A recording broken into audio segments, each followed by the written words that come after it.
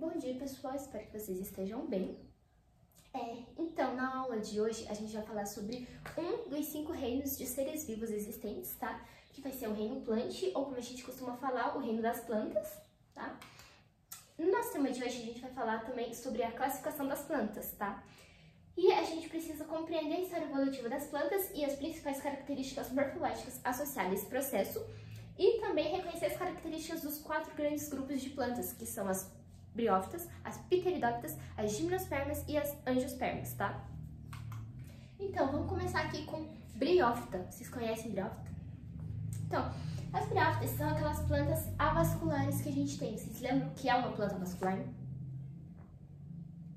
Então, uma planta vascular é aquela planta que não possui o tecido condutor, o xilema e o floema, tá? Então, elas normalmente são plantas de pequeno porte e vivem em locais úmidos e sombreados, ou seja, elas vivem onde há água, a presença de água, e embaixo de árvores que fazem sombreamento, tá? E elas também podem se desenvolver em rochas, no solo e também em caules de árvores.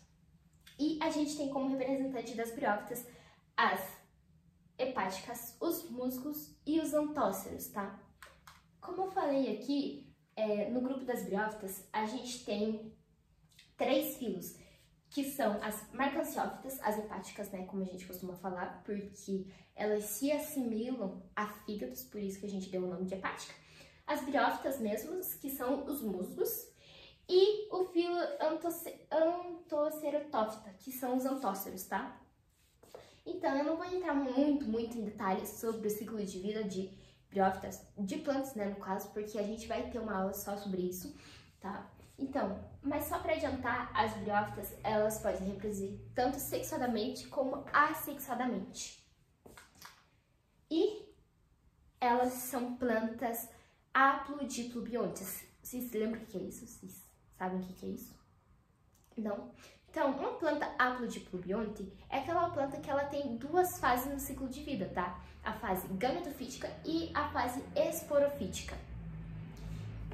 Eu vou mostrar aqui um pouco para vocês sobre como é as briófitas, tá? A gente não fala que as briófitas são plantas verdadeiras. Por quê? Porque elas não possuem tecido condutor, tá certo? Mas ela também se difere muito das outras plantas, tá? Por quê? Aqui, em vez de a gente ter raiz caulifolha, a gente tem a presença de rizóides. Eles vão se assimilar a raízes, vão fazer aquela parte de sustentar a planta no substrato e também retirar água, tá? E a gente tem o caulídeo, que ele vai se assimilar a um caule, mas ele não é um caule. A gente também tem a presença de filídeos, tá? Que se assimilam a folhas, mas não são folhas. A gente também tem a presença de seta, ou como a gente fala, haste, e no final dessa seta a gente tem a presença de uma cápsula. É nessa cápsula que são gerados os espólios, tá? E agora iniciando sobre as pteridófitas, elas se diferem um pouco das briófitas, porque aqui nas pteridófitas a gente já tem a presença de tecido condutor, ou seja, a gente já tem a presença de xilema e floema graças à lignina, tá? Elas também vivem em locais úmidos e sombreados. Elas se assimilam também a um pouco às briófitas, porque elas também não possuem fruto, nem flor e nem semente, tá? E eu acho que vocês já devem ter visto briófitas na casa das suas avós ou em um parque de mata, tá? Que são as mais comuns, as samambaias, tá, pessoal? Mas, além das samambaias, a gente tem representantes como as cavalinhas, as avenas e os licopódios. Aqui, elas também são como plantas, tá? Elas não são como as briófitas, porque aqui a gente já tem a raiz, caule e folha, tá? E uma coisa interessante é que nas pteridófitas a gente tem a presença de um caule subterrâneo, que a gente chama de rizoma, tá? E quando tá a época de reprodução dessas plantas, a gente consegue ver uma estrutura presente atrás, na parte inferior das suas folhas, que são chamados de soros. Esses soros são agrupamentos de esporângios que vão liberar esporos para o ambiente, tá? Para que ocorra a reprodução das pteridófitas. Normalmente, essa planta aqui também é uma planta haplodiplobiônte, ou seja, ela também tem duas fases, tá? A fase gametofítica e a fase esporofítica. Nelas também, a fase gametofítica é a fase duradoura, tá? E, como nas briófitas, a gente também necessita da água para que ocorra a reprodução desse grupo, tá? E agora vamos entrar aqui em gimnosperma. Vocês conhecem gimnosperma? Gente, aqui no Paraná, a gente tem muita presença de gimnosperma, tá? As gimnosperma, elas já são plantas vasculares, tá? Elas já possuem o tecido condutor, xilema e floema. São plantas de porte alto, né? E elas vivem em locais frios ou temperados, ou seja, aqui no Paraná é frio, então a gente tem muita presença de gimnosperma, tá? Então, a gente observa também a ocorrência de sementes sem a presença de fruto, tá? E essas plantas, elas também são organizadas como raiz, caule e folhas. Aqui no Paraná, a gente tem muita presença do pinheiro, da araucária angustifolia, tá? Que as nossas araucárias, elas são as maiores representantes de gimnosperma aqui no Paraná, tá? Os estróbilos, eles são chamados de cone ou, na realidade, né, eles são mais estruturas que possuem folhas modificadas para produzir esporos, que são as nossas chamadas pinhas, né? E o ciclo de vida das gimnospermas é bem mais complexo do que os outros, tá? Porque a gente não vê a presença dos gametos masculinos, tá? Que necessitam da água, com exceção de uma espécie que vai ser a ginkgo. Aqui nas gimnospermas a gente observa a presença de grãos de pólen, que são responsáveis por garantir que os gametos masculinos eles cheguem até os gametos femininos, tá? Que vai ser a oosfera.